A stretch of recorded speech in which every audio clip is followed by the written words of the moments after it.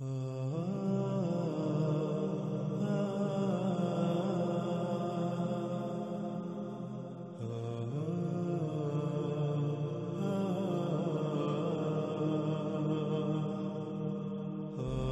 اس قسط کا موضوع ہے فتح قسطنطینیہ اور ملحمۃ الاماک یا دابق۔ دنیا میں خود کو امت مسلمہ کہلوانے والے ان دونوں موضوعات پر دو گروہ میں تقسیم ہیں۔ ان میں سے ایک گروہ کا نظریہ، جو کہ عقیدے کی حد سے کم نہیں ہے، ان کے نزدیک قسطنطینیہ کی فتح مستقبل میں رونما ہونے والے واقعات میں سے ایک ہے، اور اس کے برعکس دوسرا گروہ، جو کہ ایک بڑی تعداد رکھتا ہے، جس میں نہ صرف عربوں کی کثیر تعداد ہے بلکہ ترک اور فارسی اقوام کے نزدیک بھی قسطنطینیہ کی فتح ماضی کا قصہ بن چکی۔ اسی طرح ناظرین، بات کی جائے ملحمۃ الاماک یا دابق کی،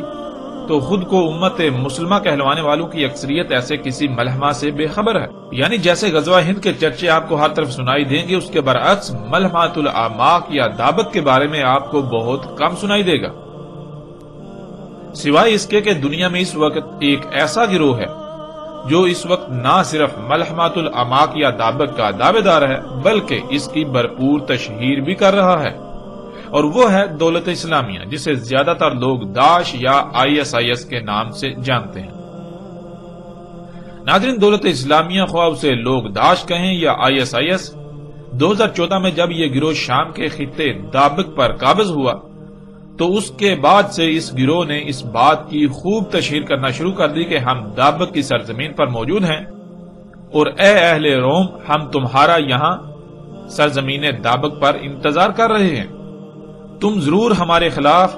80 جنوں تلے اپنی افواج یہاں دابق کے میدان میں اتارو گے۔ یوں دولت اسلامیہ یا داعش نے ملحمۃ الاماک یا دابق کے نام پر خوب تشہیر کی، یہاں تک کہ دولت اسلامیہ کی سرکاری خبر رساں ایجنسی کا نام بھی اماک ہے، اور اس کے علاوہ دابق کے نام سے اپنے ایک جریدے کی بھی مسلسل اشاعت کر رہی ہے، اور اس جریدے کا نام دابق ہے۔ اس جریدے کا نام بھی اسی وجہ سے رکھا گیا جو ہر لمحے اس دعویٰ کی یاد دلائے کہ ملحمۃ الاماک یا دابق عنقریب رونما ہونے والے واقعات میں سے ایک ہے اور ہم اسے لڑیں گے۔ ناظرین، دولت اسلامیہ کا دعویٰ ہے کہ اہل روم 80 جنوں تلے متحد ہو کر اپنی افواج کو دابق میں اتاریں گے۔ یوں ملحمۃ الاماک یا دابق میں ان کا سامنا اہل روم سے ہوگا۔ اس لیے دولت اسلامیہ نے مزید ایک اور جریدے کی اشاعت بھی شروع کر دی جس کا نام رومیہ رکھا، یعنی ملحمۃ الاماک یا دابق میں تمہاری شکست ہمارا پورے روم پر قبضے کا باعث بنے گی۔ ناظرین، تاریخ گواہ ہے، اور آپ ماضی قریب اور حال کی مثالیں بھی سامنے رکھ سکتے ہیں کہ دنیا میں کوئی بھی گروہ ہو، اسے اپنے مقاصد کی تکمیل کے لیے افرادی قوت کی ضرورت ہوتی ہے، جسے پورا کرنے کے لیے لوگوں کے رجحان کو مد نظر رکھتے ہوئے اقدامات کیے جاتے ہیں۔ مثلا آپ کسی ایک کمپنی کی ہی مثال لے لیجیے۔ ایک کمپنی جب وجود میں آتی ہے تو خواہ کتنا ہی سرمایہ کیوں نہ لگایا جائے، اس وقت تک کمپنی کا مالک اپنے مقاصد کے حصول میں کامیاب نہیں ہو سکتا جب تک کہ اسے درکار افرادی قوت حاصل نہ ہو جائے۔ افرادی قوت کو پورا کرنے کے لیے وہ مال و دولت اور سہولتوں اور آسائشوں کے نام پر لوگوں کو اپنی کمپنی کی طرف مائل کرتا ہے، اپنی کمپنی کی طرف متوجہ کرتا ہے، جو اس کے مقاصد کے حصول میں اس کے معاون ثابت ہوتے ہیں۔ ناظرین، ایسے ہی دنیا میں جنگیں بھی بالکل اسی طرح لڑی جاتی ہیں، اور ہر کوئی جانتا ہے کہ جنگیں افرادی قوت کے بغیر نہیں لڑی جا سکتی۔ اب ظاہر ہے کوئی بھی شخص دولت کے لالچ میں اپنی جان کی قربانی کیوں دے گا، کیونکہ زندگی کے لیے ہی تو وہ دولت کے پیچھے بھاگتا ہے، اگر زندگی نہیں تو دولت کس کام کی۔ اور پھر ناظرین، یہ بھی بات بالکل واضح ہے کہ جنگوں کے لیے افرادی قوت بھی ناگزیر ہے، اس کے بغیر جنگیں نہیں لڑی جا سکتی۔ لیکن سوال یہ پیدا ہوتا ہے کہ کیسے افرادی قوت حاصل کی جائے، لوگوں کو کیسے جنگ کے لیے اکٹھا کیا جائے، لوگوں کو کس طرح میدان جنگ میں اتارا جائے، جس کے لیے پھر ناظرین دنیا میں مختلف نظریات کا استعمال کیا جاتا ہے۔ دنیا میں جنگوں کے پیچھے صرف ایک ہی طبقہ موجود ہوتا ہے، وہ طبقہ جو یہ سمجھتا ہے کہ دنیا پر حکمرانی کا حق صرف اور صرف اسی کا ہے۔ اس طبقے کی تعداد ناظرین بہت کم ہوتی ہے، اتنی کم یہاں تک کہ انگلیوں پر گنی جا سکتی ہے۔ اللہ سبحانہ و تعالیٰ نے ہر شے سے اس کا جوڑا خلق کیا، جیسے ہر شے کے دو پہلو ہوتے ہیں، ایک منفی اور دوسرا مثبت، بالکل اسی طرح اس طبقے میں بھی جوڑا ہوتا ہے۔ ایک ان لوگوں پر مشتمل ہوتا ہے جو یہ سمجھتے ہیں کہ دنیا پر حکمرانی کا حق ان کا ہے، لیکن وہ اس کے اہل نہیں ہوتے۔ وہ دنیا پر حکمرانی صرف اور صرف اس لیے چاہتے ہیں تاکہ وہ اپنی خواہشات کو پورا کر سکیں، وہ اپنے مذموم مقاصد کو پورا کر سکیں۔ ان کا خاص ایجنڈا یا نظریہ ہوتا ہے جسے وہ دوسروں پر زبردستی مسلط کرنا چاہتے ہیں۔ انہیں کسی دوسرے یا کسی دوسری مخلوق کی کوئی پرواہ نہیں ہوتی، خواہ ان کے ان اقدامات سے پوری دنیا تباہ ہو جائے، تمام مخلوقات کو تکالیف کا سامنا کرنا پڑے، تباہیوں کا سامنا کرنا پڑے، انہیں اس کی کوئی پرواہ نہیں ہوتی سوائے اس کے کہ وہ اپنے مذموم مقاصد کو پورا کریں۔ اور ناظرین، دوسرا طبقہ جو حقیقتاً اس ذمہ داری کا اہل ہوتا ہے، اس کا دنیا پر حکمرانی کا مقصد صرف اور صرف یہی ہوتا ہے کہ دنیا میں تمام مخلوقات اپنے اپنے مقام پر رہتے ہوئے اپنی اپنی ذمہ داری پوری کریں، یعنی فطرت میں چھیڑ چھاڑ نہ کی جائے۔ فطرت نے جس شے کا جس مخلوق کا جو مقام طے کر دیا، ہر مخلوق کو اس کے مقام پر ہی رہنے دیا جائے۔ اگر کوئی کسی مخلوق کو اس کے مقام سے ہٹاتا ہے تو اس کو روکا جائے۔ یوں پورے کا پورا نظام ٹھیک رہے گا، دنیا کی کسی ایک بھی مخلوق کو کسی نقصان کا سامنا نہیں کرنا پڑے گا، اور پوری دنیا کسی بھی قسم کے فساد سے پاک رہے گی، کسی قسم کی بھی تباہی سے پاک رہے گی، محفوظ رہے گی۔ لیکن تاریخ میں اہل حق طبقہ کئی بار ناپید ہوا اور ہوتا ہے۔ جب باطل کے مقابلے پر حق ناپید ہو جاتا ہے تو پھر باطل طبقہ بذات خود دو گروہوں میں تقسیم ہو کر ایک دوسرے سے برسر پیکار ہو جاتا ہے۔ ناظرین، انسانی تاریخ میں جنگوں کی ابتدا سے لے کر اب تک یہی ایک طبقہ تمام کی تمام جنگوں کے پیچھے تھا اور انتہا تک رہے گا۔ تاریخ میں جب بھی یہ دونوں طبقے جنگ کی صورت میں آمنے سامنے آئے تو دونوں طرف سے ہی جنگ کے لیے افرادی قوت کو پورا کرنے کے لیے مختلف عقائد و نظریات کا سہارا لیا جاتا رہا اور سہارا لیا جاتا ہے۔ اور پھر ناظرین، مذہب سے بڑھ کر دنیا میں ایسے کوئی عقائد نہیں جن پر قوموں کی سطح تک لوگ جان دینے کو بھی تیار ہو جائیں۔ اس لیے جنگوں کے پیچھے موجود طبقے کے لیے اپنے مقاصد کے حصول کے لیے جنگوں میں افرادی قوت کو پورا کرنے کے لیے مذہب سے بڑا نہ کوئی ہتھیار تھا، نہ ہے اور نہ ہی ہو سکتا ہے۔ دنیا پر حکمرانی کا اہل ہونے کا دعوے دار طبقہ جو کہ دو گروہوں میں منقسم ہے، ان میں ایک باطل اور دوسرا حق ہوتا ہے۔ ناظرین، یہ باطل طبقہ ماضی میں عیسائیت کے نام پر عیسائی دنیا کو اپنے مذموم مقاصد کے حصول کے لیے جنگوں میں جونکتا رہا، یعنی اپنے مقاصد کے حصول کے لیے ان جنگوں کو، اپنی جنگوں کو عیسائیت کی جنگیں بنا کر پیش کرتا رہا، اور عیسائی دنیا ان جنگوں کو اپنی جنگیں سمجھتے ہوئے لڑتے رہی، اور عیسائی دنیا ان جنگوں میں ان کی معاونت ثابت ہوتی رہی۔ آج کے دور میں انسانوں کی جگہ مشینوں نے لے لی تو افرادی قوت پر انحصار بہت بڑی حد تک کم ہو کر نہ ہونے کے برابر رہ گیا، اور جس حد تک افرادی قوت درکار ہوتی ہے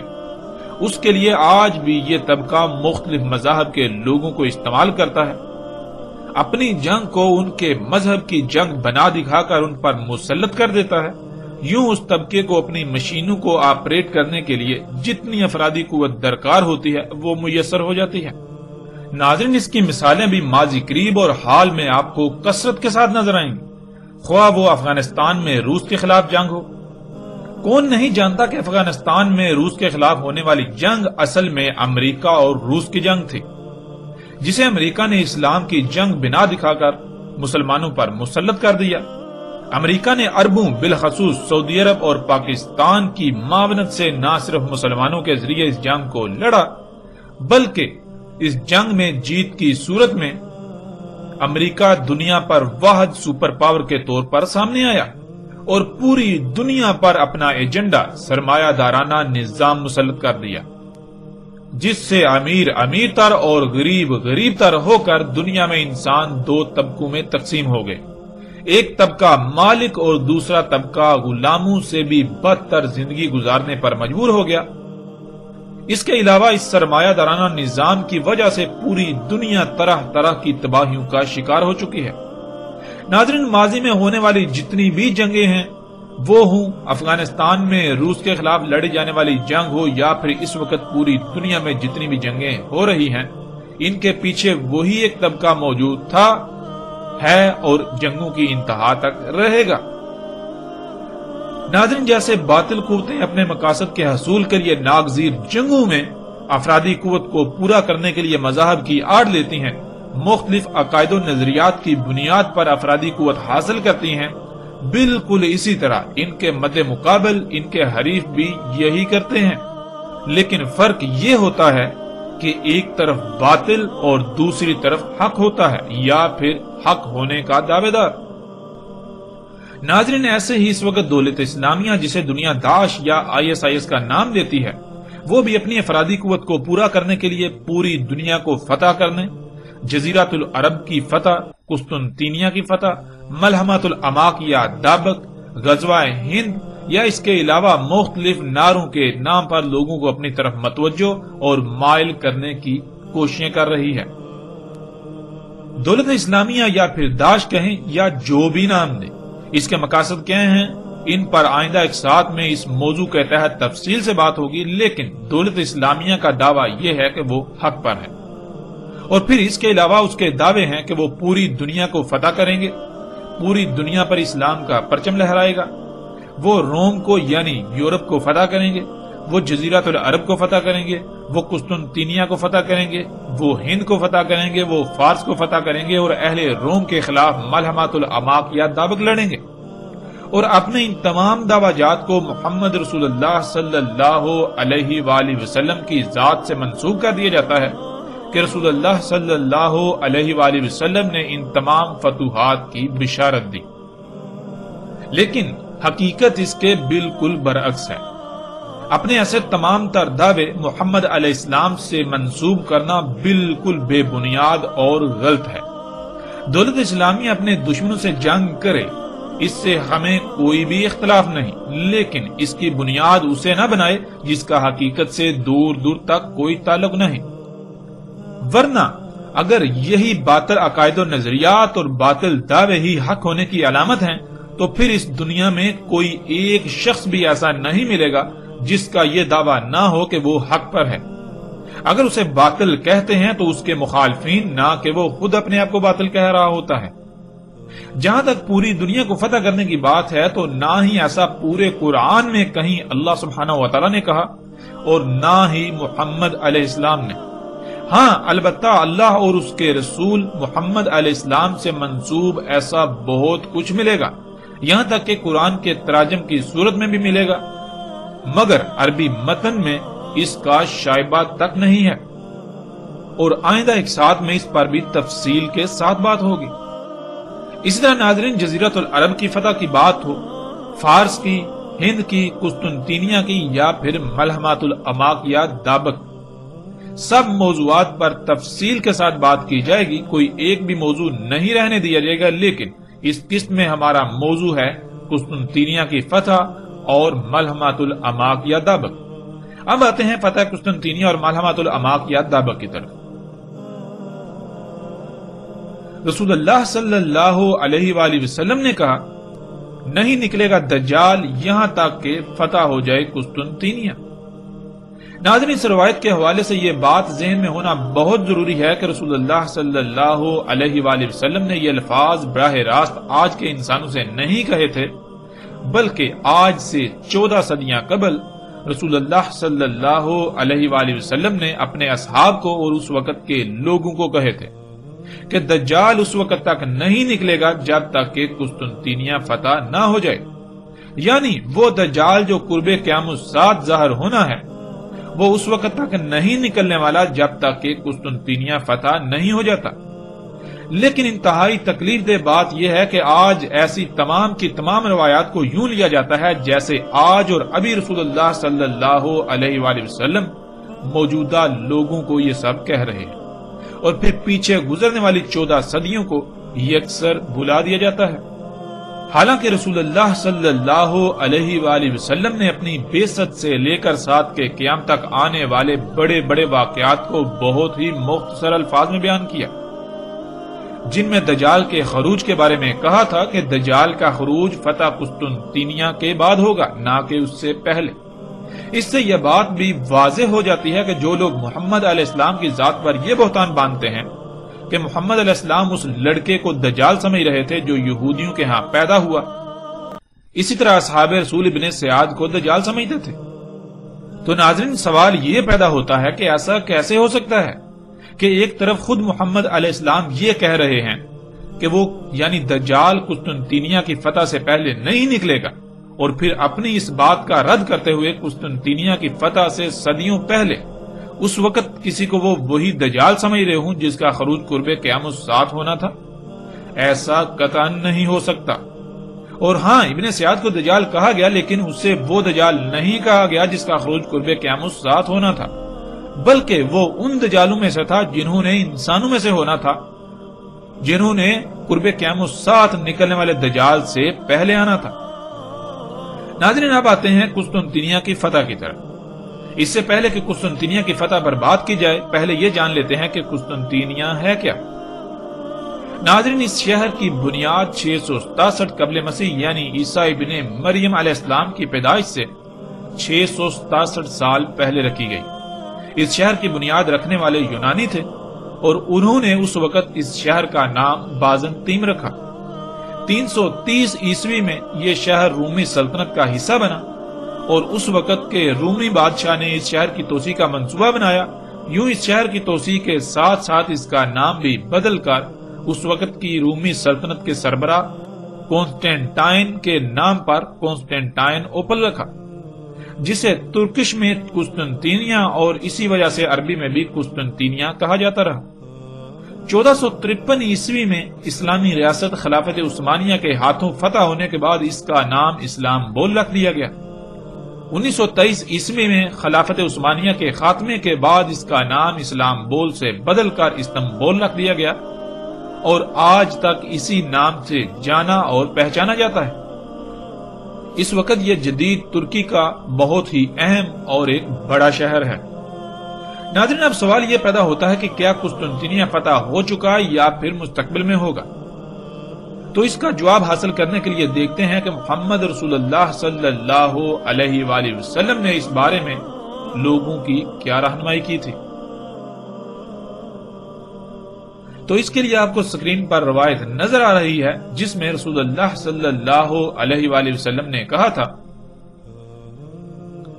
رسول اللہ صلی اللہ علیہ وآلہ وسلم نے کہا،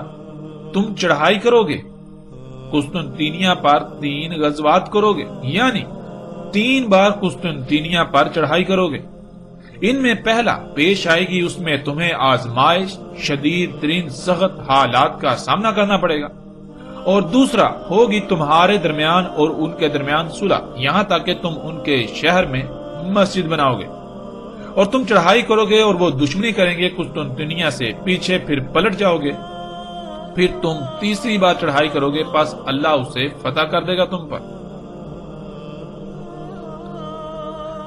ناظرین، قسطنطینیہ کے فتح کے بارے میں رسول اللہ صلی اللہ علیہ وآلہ وسلم کے واضح ترین الفاظ اس روایت کی صورت میں آپ کے سامنے موجود ہیں۔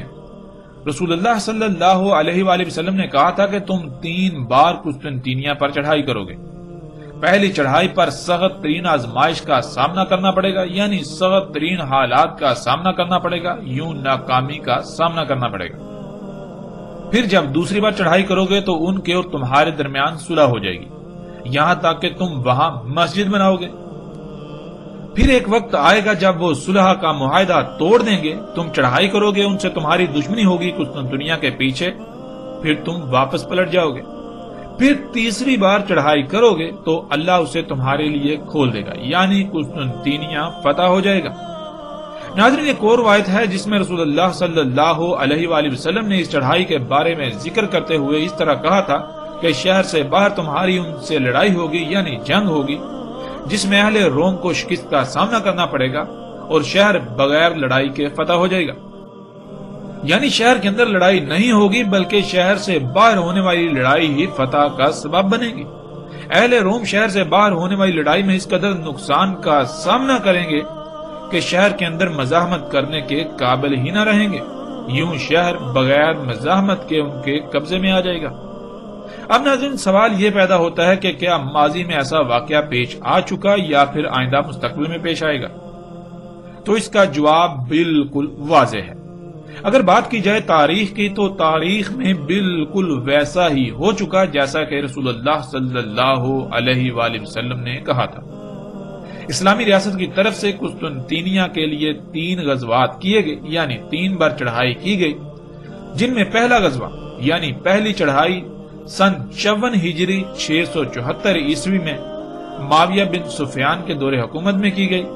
جس میں شدید ترین نقصان اور سخت ترین حالات کا سامنا کرنے کے ساتھ ساتھ ناکامی کا سامنا کرنا پڑا۔ پھر دوسرا غزوہ یعنی قسطنطینیہ پر دوسری بار چڑھائی سن 98 ہجری 717 عیسوی میں کی گئی، جس میں رومیوں کے ساتھ صلح ہو گئی، لیکن رومیوں نے معاہدہ خلافی کی، جس وجہ سے اسلامی ریاست کی طرف سے قسطنطینیہ کا رخ کیا گیا، مگر فوج قسطنطینیہ تک نہ پہنچ سکی، بلکہ اسے پسپائی اختیار کرنا پڑی، واپس پلٹنا پڑا شہر کو فتح کیے بغیر۔ یوں دوسری بار بھی قسطنطینیہ کی فتح میں ناکامی کا سامنا ہوا۔ پھر ناظرین، اسلامی ریاست خلافت عثمانیہ کی طرف سے 21 سالہ فوجی جرنیل سلطان محمد فاتح کی سربراہی میں 857 ہجری 1453 عیسوی میں قسطنطینیہ پر چڑھائی کی گئی۔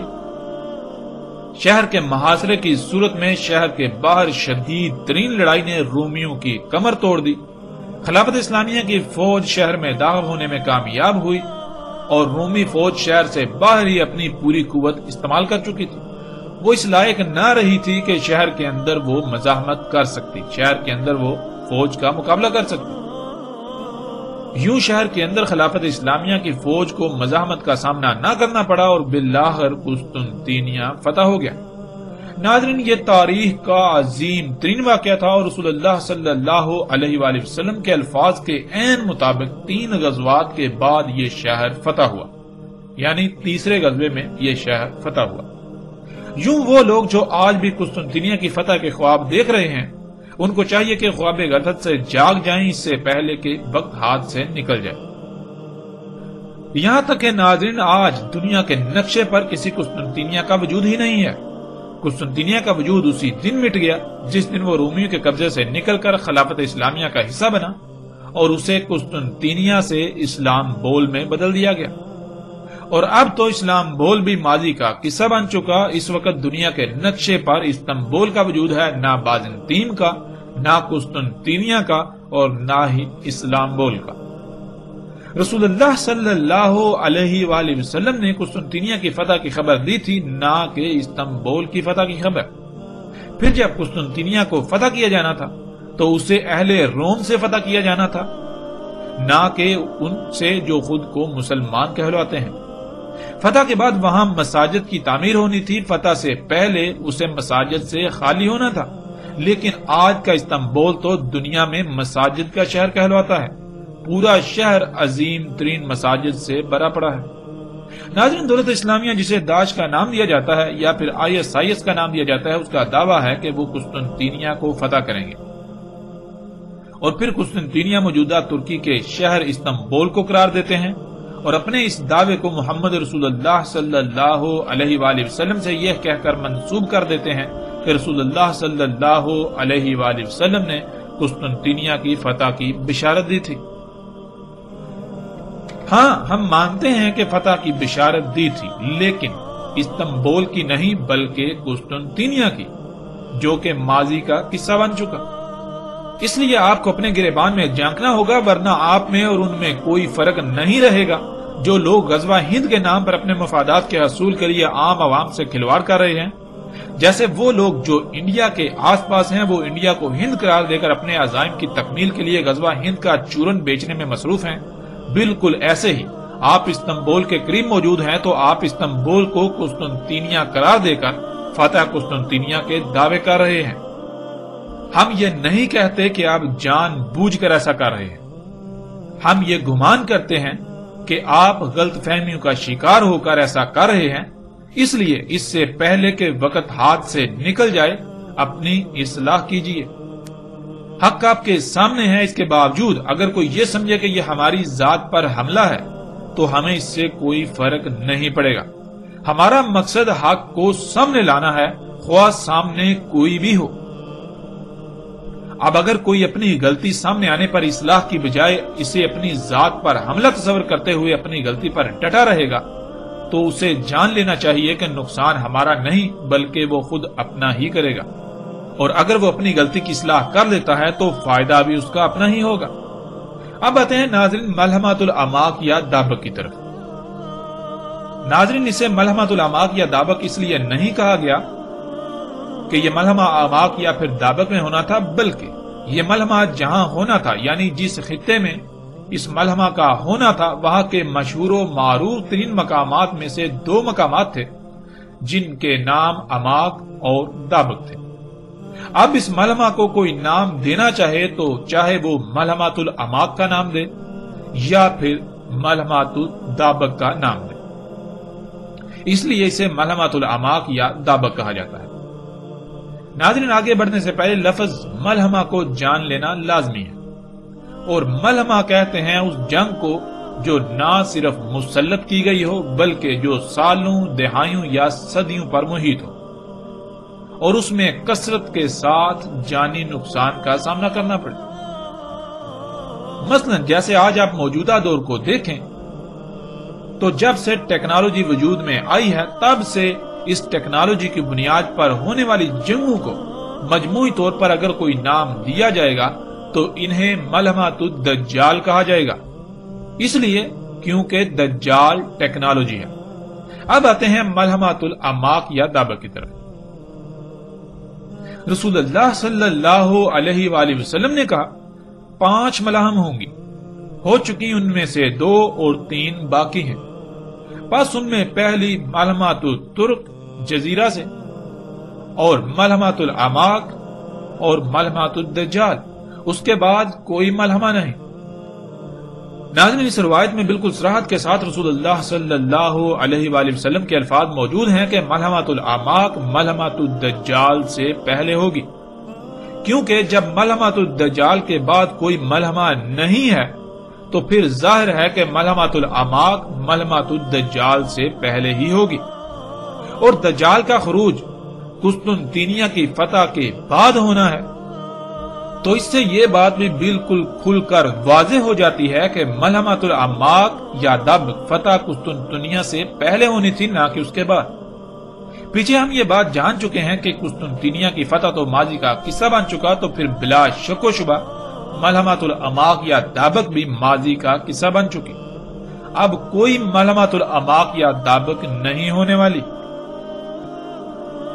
یعنی ظاہر ہے جب ملحمۃ الاماق یا دابق ملحمۃ الدجال سے پہلے ہونی تھی، ملحمۃ الدجال کے بعد کوئی ملحمہ نہیں، اور دجال کا خروج ہونا تھا قسطنطنیہ کی فتح کے بعد، تو اس سے بالکل واضح ہو جاتا ہے کہ پھر ملحمۃ الاماق یا دابق فتح قسطنطنیہ سے پہلے ہونی تھی۔ ناظرین اس کے علاوہ بھی کئی روایات میں یہ بات بالکل صراحت کے ساتھ موجود ہے کہ ملحمۃ الاماق یا دابق قسطنطنیہ کی فتح سے پہلے ہے نہ کہ اس کے بعد، جیسا کہ آپ اس روایت میں دیکھ سکتے ہیں۔ رسول اللہ صلی اللہ علیہ وآلہ وسلم نے کہا نہیں قائم ہوگی ساتھ حتیٰ کہ رومی اتریں گے اماق یا دابق سے، اس یوم زمین والوں میں جو سب سے خیر ہوں گے ان پر مشتمل فوج مدینہ سے ان کی طرف نکلے گی، بس جب صفیں باندھیں گے تب رومی کہیں گے ہمارے اور ان کے درمیان سے ہٹ جاؤ جنہوں نے ہمارے لوگوں کو جنگی قیدی بنایا، غلام بنایا، ہم ان سے قتال کریں گے۔ پس کہیں گے جنہوں نے خود کو اللہ کے آگے سرخم تسلیم کر دیا ہوگا نہیں، اللہ کی قسم ہم تمہارے اور اپنے بھائیوں کے درمیان سے نہیں ہٹیں گے۔ پس لڑائی ہوگی، 1/3 حصہ بھاگ جائے گا، نہیں پلٹے گا اللہ ان پر کبھی بھی، یعنی مغضوب لعنت زدہ قرار دیے جائیں گے۔ 1/3 قتل ہو جائیں گے، وہ اللہ کے ہاں سب سے افضل شہداء ہوں گے، اور 1/3 فاتح ہوں گے، نہیں ان کو فتنے میں ڈالا جائے گا کبھی بھی۔ پس وہ قسطنطنیہ کو فتح کر لیں گے، پس اس کے درمیان تقسیم کریں گے مال غنیمت کو، اور تحقیق وہ اپنی تلواریں زیتون سے لٹکائیں گے، تب شیطان کی آواز ہوگی کہ بے شک مسیح تمہارے پیچھے تمہارے اہل و عیال میں نکل چکا، پس وہ نکلیں گے تو وہ باطل ہوگا۔ پس جب شام پہنچیں گے یعنی غزوہ قسطنطنیہ کے بعد شام میں ملحمہ ہوگا تب ان کے درمیان نکلے گا۔ وہ قتال کی تیاری کر کے صفیں باندھیں گے۔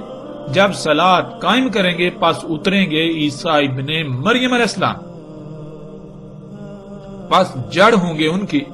پس جب اللہ کا دشمن دیکھے گا تو پگھلے گا ایسے جیسے پانی میں نمک پگھلتا ہے۔ پس اگر اسے چھوڑ بھی دیتے تو پگھل جاتا یہاں تک کہ ہلاک ہو جاتا، اور لیکن قتل کرے گا اسے اللہ اپنی قوت سے۔ پس انہیں دکھا دے گا اس کا خون عیسیٰ ابن مریم علیہ السلام کی حربت پر۔ ناظرین، اس روایت میں بالکل واضح صراحت کے ساتھ یہ الفاظ موجود ہیں کہ ملحمۃ الاعماق یا دابق فتح قسطنطنیہ سے قبل ہوگا نہ کہ اس کے بعد۔ اور اسی ملحمہ کے بارے میں رسول اللہ صلی اللہ علیہ وآلہ وسلم نے فرمایا تھا کہ اہل روم 80 جنڈوں تلے آئیں گے اور ہر جنڈے تلے 12,000 سپاہی ہوں گے، یعنی اہل روم تقریباً 9,60,000 کی تعداد کے ساتھ حملہ ور ہوں گے، جیسا کہ آپ اس روایت میں دیکھ سکتے ہیں۔ رسول اللہ صلی اللہ علیہ وآلہ وسلم نے کہا تمہارے درمیان اور بنی اصفر یعنی رومیوں کے درمیان جنگ بندی ہوگی، پس وہ تمہارے ساتھ دھوکہ کریں گے، پس وہ آئیں گے تمہاری طرف 80 جنڈوں تلے، ہر جنڈے تلے 12,000 ہوں گے۔ ناظرین، جب ہم تاریخ میں نگاہ دوڑائیں تو پتہ چلتا ہے کہ جب مومنوں نے سلطان صلاح الدین ایوبی رحمہ اللہ کی قیادت میں بیت المقدس کو فتح کیا تو اس وقت پورا اہل روم لرز اٹھا تھا، اور تمام کے تمام اہل روم مشترکہ فوج کے ساتھ حملہ ور ہوئے تھے، جن کی تعداد تاریخ میں مختلف ملتی ہے۔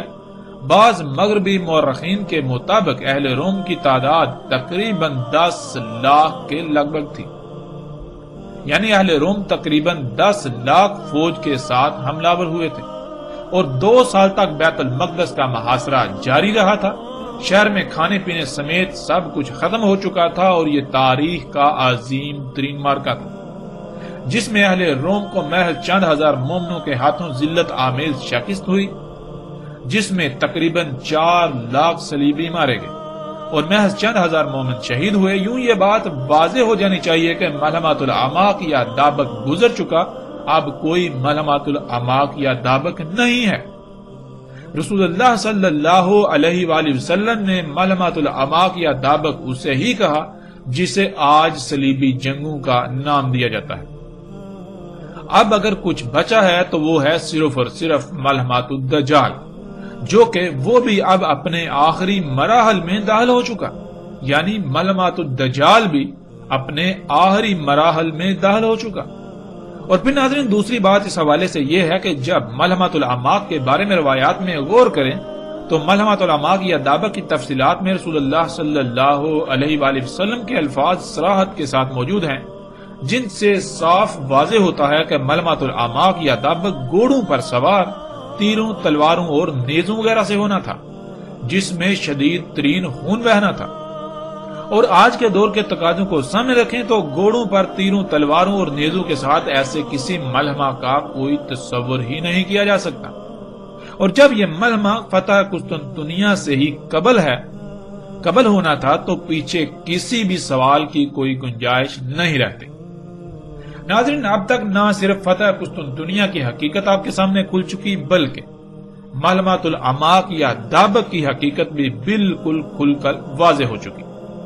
کہ وہ ماضی کا قصہ بن چکا۔ آج دولت اسلامیہ، جسے ISIS یا داعش کا نام دیا جاتا ہے، ان کا دعویٰ ہے کہ وہ نہ صرف فتح قسطنطنیہ کریں گے، یعنی قسطنطنیہ کو فتح کریں گے، بلکہ عنقریب اعماق یا دابق کے مقام پر اہل روم سے وہ معرکہ ہونے جا رہا ہے جس کی خبر محمد رسول اللہ صلی اللہ علیہ وآلہ وسلم نے ملحمۃ الاعماق یا دابق کے نام پر دی تھی۔ اور اسی وجہ سے دولت اسلامیہ نے اپنی سرکاری خبر رساں ایجنسی کا نام بھی اعماق رکھا ہوا ہے، اور مسلسل اپنا ایک جریدہ ایسا بھی شائع کر رہی ہے جس کا نام دابق ہے۔ اس کے علاوہ دولت اسلامیہ اس روایت کو بھی بھرپور اپنے حق میں استعمال کرتے ہوئے نظر آتی ہے، اور پھر خود کو یعنی دولت اسلامیہ کو اس کا مصداق قرار دیتی ہے، جس میں رسول اللہ صلی اللہ علیہ وآلہ وسلم نے کہا تھا کہ اہل روم 80 جنڈوں تلے تم پر حملہ ور ہوں گے اور ہر جنڈے تلے 12,000 سپاہی ہوں گے۔ حالانکہ یہ سب ماضی میں ہو چکا، جنہیں صلیبی جنگوں کا نام دیا جاتا ہے۔ ناظرین، دولت اسلامیہ کے دعووں کو ہرگز سچ تسلیم نہیں کیا جا سکتا اگر وہ غلط ثابت ہو جاتے ہیں، اور الحمدللہ حق آپ کے سامنے ہے۔ ان تمام لوگوں کو سوچنا ہوگا جو دولت اسلامیہ سے منسلک ہیں، اور دولت اسلامیہ کے امراء کو بھی اپنے گریبان میں جھانکنا ہوگا کہ اگر وہ واقعتاً حق کے طالب ہیں تو پھر انہیں اپنے عقائد و نظریات پر نظر ثانی کرنے کی ضرورت ہے۔ بہتر یہی ہے کہ وہ نہ ہی خود کو دھوکے میں مبتلا رکھیں اور نہ ہی ایسے نعروں کی بنیاد پر دوسروں کو دھوکے میں مبتلا کریں۔ ہمارا حق کو سامنے لانا اگر آپ کو ناگوار گزرتا ہے اور آپ حق کے سامنے آنے کو اپنی ذات پر حملہ تصور کرتے ہیں تو جان لیجئے نقصان ہمارا نہیں بلکہ نقصان آپ کا اپنا ہی ہوگا۔ تصوراتی اور دیو مالائی کہانیوں سے باہر نکل کر حق کو پہچاننے کی کوشش کریں اور حق کو تھامیں، اس سے پہلے کہ دیر ہو جائے۔ اس وقت دنیا میں جو لوگ ٹیکنالوجی کے خلاف ان باطل قوتوں سے لڑ رہے ہیں، حقیقتاً وہ ملامت الدجال لڑ رہے ہیں۔ اس لیے جبکہ آپ ملامت الدجال لڑ رہے ہیں تو پھر آپ اس کو ملامت الدجال ہی پیش کریں، نہ کہ آپ ایسے عقائد و نظریات کا سہارا لیں کہ جن کا حقیقت سے کوئی تعلق نہیں ہے۔ آپ کے نعروں اور دعووں کی بنیاد پر اللہ سبحانہ و تعالیٰ اپنا قانون بدلنے والا نہیں ہے۔ آپ دنیا والوں کو تو دھوکہ دینے میں کامیاب ہو سکتے ہیں لیکن اللہ سبحانہ و تعالیٰ کو نہیں۔ جان لیجئے اب تو مغرب ہونے کو ہے اور آپ فجر کے قیام کے دعوے دار ہیں، بھلا ایسا کیسے ہو سکتا ہے؟ آخر میں ایک بار پھر یہ بات واضح کرتے چلیں کہ ہمارا مقصد صرف اور صرف حق کو سامنے لانا ہے۔ اب کون اس کی زد میں آتا ہے اس سے ہمیں کوئی کسی قسم کی پرواہ نہیں ہے۔ اگر ہم خود حق کی زد میں آئیں تو ہم اسے اپنی ذات پر حملہ تصور نہیں کریں گے بلکہ ہم شکر گزار ہوں گے ان لوگوں کے جنہوں نے ہم پر حق واضح کیا، جنہوں نے اس سے پہلے ہماری آنکھیں کھول دیں کہ وقت ہاتھ سے نکل جاتا، اور ہمیں ایسے لوگوں کا احسان مند ہونا چاہیے جنہوں نے ہماری غلطی یا جنہوں نے آپ کی غلطی آپ پر واضح کی، اور پھر ہم پر فرض ہے یا ان لوگوں پر یہ فرض ہے کہ اگر وہ واقعتاً اہل حق ہیں تو اپنی غلطی کو تسلیم کرتے ہوئے اس کی اصلاح کریں، نہ کہ الٹا اس پر ڈٹ جانا۔